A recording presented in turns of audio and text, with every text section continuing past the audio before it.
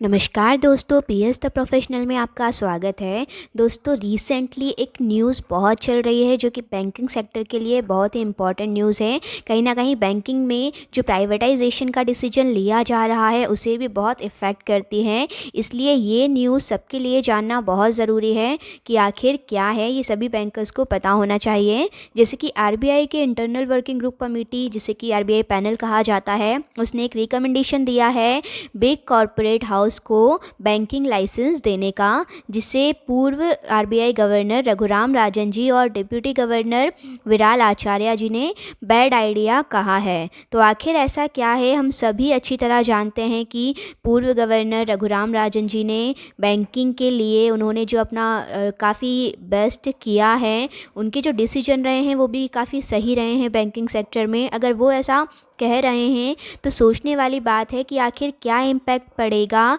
ये डिसीजन का बैंकिंग पर। तो ये सारी बातें इस वीडियो में हम समझेंगे, ये जानना आपके लिए बहुत ही ज़रूरी है, इसलिए वीडियो को एंड तक ज़रूर देखिएगा।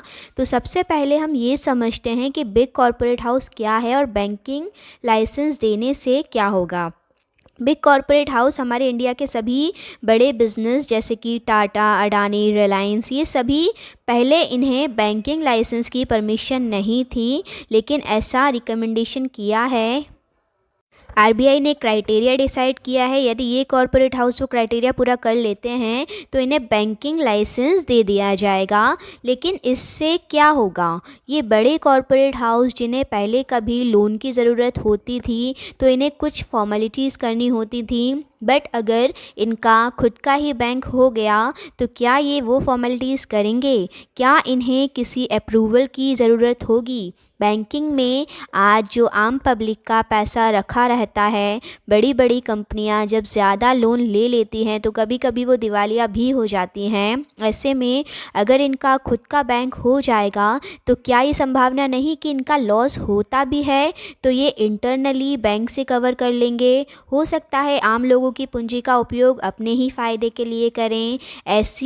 ऐसे में आम लोगों का पैसा सुरक्षित रहेगा या नहीं, इसकी क्या गारंटी रहेगी। जब गवर्नमेंट अभी कोई स्कीम निकालती है तो बिना किसी भेदभाव के गरीबों को भी इसका फ़ायदा मिलता है। लेकिन यदि कॉरपोरेट हाउस को बैंकिंग लाइसेंस मिलने लगा और इनका जो है बैंकों में स्वामित्व हो गया तो क्या ये संभावना नहीं कि पहले ये खुद के लोगों को या अपनी पहचान में जो भी हैं उन्हें उस स्कीम का फ़ायदा देंगे, और अगर दूसरों को दिया भी गया तो कहीं ना कहीं घूसखोरी भरने की संभावना है।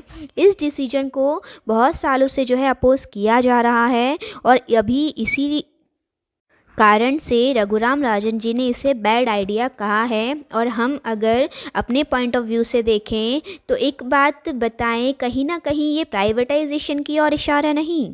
पहले बैंकों को मर्ज किया गया, सरकारी बैंकों की संख्या घटाई गई, बैंकों में पेमेंट लाइसेंस दिया गया, वहाँ तक ठीक था। लेकिन अब जो है कॉरपोरेट हाउसेस को ही बैंकिंग का लाइसेंस दिया जा रहा है। प्राइवेट सेक्टर के बैंक ज़्यादा से ज़्यादा बढ़ेंगे, सरकारी बैंकों की जब संख्या ही कम रहेगी तो कहीं ना कहीं प्राइवेटाइजेशन तो वैसे ही बढ़ता जा रहा है। तो अभी गवर्नमेंट ने डायरेक्ट तो नहीं कहा है कि वो नेशनलाइज बैंक को प्राइवेट करने वाला है, लेकिन जो जो डिसीजन गवर्नमेंट के द्वारा लिए जा रहे हैं वो इस बात की ओर पूरी तरह इशारा करते हैं कि अब प्राइवेटाइजेशन जो है बैंकों का कहीं ना कहीं शायद पक्का है।